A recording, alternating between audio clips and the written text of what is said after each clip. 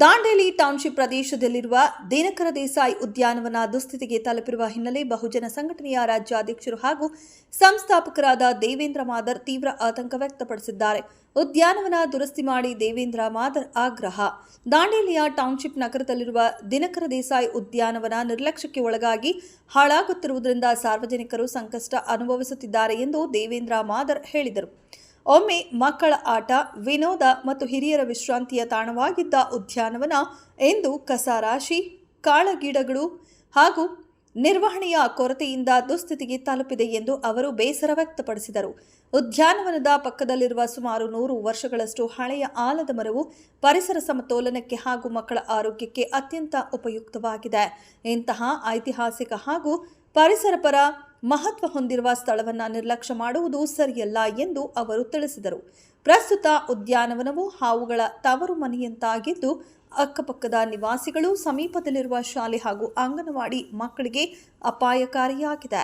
ಕೆಲವು ಮನೆಗಳವರು ಪ್ಲಾಸ್ಟಿಕ್ ಚೀಲಗಳನ್ನು ಉದ್ಯಾನವನದಲ್ಲಿ ಎಸೆಯುತ್ತಿರುವುದರಿಂದ ಪರಿಸರ ಮಾಲಿನ್ಯ ಹೆಚ್ಚುತ್ತಿದೆ ಎಂದು ಆತಂಕವೂ ವ್ಯಕ್ತವಾಗಿದೆ. ಆದ್ದರಿಂದ ಪೌರಾಯುಕ್ತರು ಹಾಗೂ ಸಂಬಂಧಪಟ್ಟ ಅಧಿಕಾರಿಗಳು ತಕ್ಷಣ ಕ್ರಮ ಕೈಗೊಂಡು ಉದ್ಯಾನವನವನ್ನು ಸಂಪೂರ್ಣವಾಗಿ ಸ್ವಚ್ಛಗೊಳಿಸಿ ದುರಸ್ತಿ ಮಾಡಿ ಮಕ್ಕಳಿಗೆ ಹಾಗೂ ಸಾರ್ವಜನಿಕರಿಗೆ ಸುರಕ್ಷಿತ ವಾತಾವರಣ ಒದಗಿಸಬೇಕೆಂದು ದೇವೇಂದ್ರ ಮಾದರ್ ವಿನಂತಿಸಿದರು. ಅಗತ್ಯವಿದ್ದರೆ ಹೋರಾಟಕ್ಕೂ ಸಿದ್ಧವಾಗಿರುವುದಾಗಿ ಅವರು ಎಚ್ಚರಿಸಿದರು. ವೆಂಕಟೇಶ್ ಹರಿಜನ್, ಮಹಿಳಾ ಅಧ್ಯಕ್ಷರಾದ ನಾಗಮ್ಮ ಹರಿಜನ್ ಈ ಸಂದರ್ಭದಲ್ಲಿ ಹಾಜರಿದ್ದರು. ಸ್ಥಳ ದಾಂಡೇಲಿ. ಜಿಲ್ಲಾ ವರದಿಗಾರರು ಆಯಷಾ ಮುಕಾಶಿ. ಕ್ಷಣ ಕ್ಷಣದ ಸುದ್ದಿಗಾಗಿ ವೀಕ್ಷಿಸಿ ರಾಷ್ಟ್ರಧ್ವನಿ ನ್ಯೂಸ್ ಕನ್ನಡ.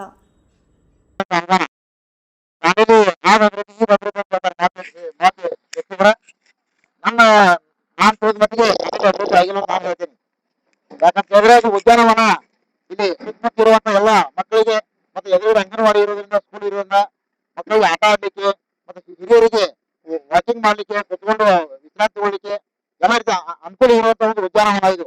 ಈ ಉದ್ಯಾನವನ ದೃಷ್ಟಿ ನೋಡಿದ್ರೆ ಇವತ್ತು ನಮ್ಗೆ ಏನಾಗ್ತದೆ ಅಂದ್ರೆ ಈ ಉದ್ಯಾನವನ ಹಾಳಾಗ್ತದೆ ಅಂತ ಹೇಳ್ತೀವಿ ನಾವು. ಸುಮಾರು 30 ವರ್ಷದಿಂದ ಇಲ್ಲಿ ಯಾರು ಬಂದಿಲ್ಲ, ನೋಡಿನಿಲ್ಲ. ಇಲ್ಲಿ ಗೇಟ್, ಅದ್ರ ಚಾವಿ ನೋಡ್ಬೋದು, ಒಳಗೆ ಇರುವಂತ ಎಲ್ಲ ಸಂಗತಿ ಹೋಗಿದಾವ್. ಈ ಉದ್ಯಾನವನ ಇದುವರೆಗೆ ನಗರಸಭೆ ಅಧಿಕಾರಿ ಯಾರು ಹೊರಗೆ ನೋಡಿಲ್ಲ. ಯಾಕೆ ನೋಡಿಲ್ಲ ಮತ್ತೆ MLA ಅವ್ರಿಗೂ ಗಮನಕ್ಕೆ ಇದು ಐತಿಲ್ಲೋ ನಾವು ಕೇಳ್ಬೇಕೀಗ.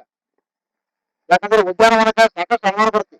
ಆ ಅನುಮಾನ ಎಲ್ಲಿ ಹೋಯ್ತು ಮತ್ತೆ ಅನುಮಾನ ಯಾರು ಕಿಸೆ ಕೊಡ್ತು, ಯಾವ ಕಾಮಗಾರಿ ಮಾಡಿ ಅಂತ ಅದನ್ನ ಎಲ್ಲರೂ ಕೊಡ್ತಿದ್ರು. ಅದನ್ನೆಲ್ಲ ನಾನು ಮುಂದಿನ ದಿನಗಳಲ್ಲಿ ಅನುಮಾನ ಎಲ್ಲಿ ಹೋಗ್ತಾನೋ ಅಂತಂದ್ರೆ ಮುಂದಿನ ಒಂದು ವಿಡಿಯೋದಲ್ಲಿ ಹೇಳ್ತೀನಿ.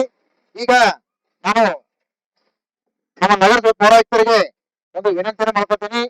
ಆದಷ್ಟು ಬೇಗ ಈ ಒಂದು ಉದ್ಯಾನವನಕ್ಕೆ ತಾವು ಭೇಟಿ ಕೊಟ್ಟು ಅಲ್ಲಿ ಏನಾಗ್ಬೇಕು, ಆ ಉದ್ಯಾನವನ ಯಾವ ರೀತಿ ಅಭಿವೃದ್ಧಿ ಮಾಡ್ಬೇಕು ಅನ್ನುವಂಥದ್ದನ್ನ ಆದಷ್ಟು ಬೇಗ ಕೆಲಸ ಸ್ಟಾರ್ಟ್ ಮಾಡಿ ಇಲ್ಲಿ ಇರುವಂತಹ ಮಕ್ಕಳಿಗೆ ಮತ್ತು ಹಿರಿಯರಿಗೆ ಒಂದು ವಿಶ್ರಾಂತಿ ತಗೊಳ್ಳಿಕ್ಕೆ ಮತ್ತು ಆಟ ಆಡಲಿಕ್ಕೆ ಅನುಕೂಲ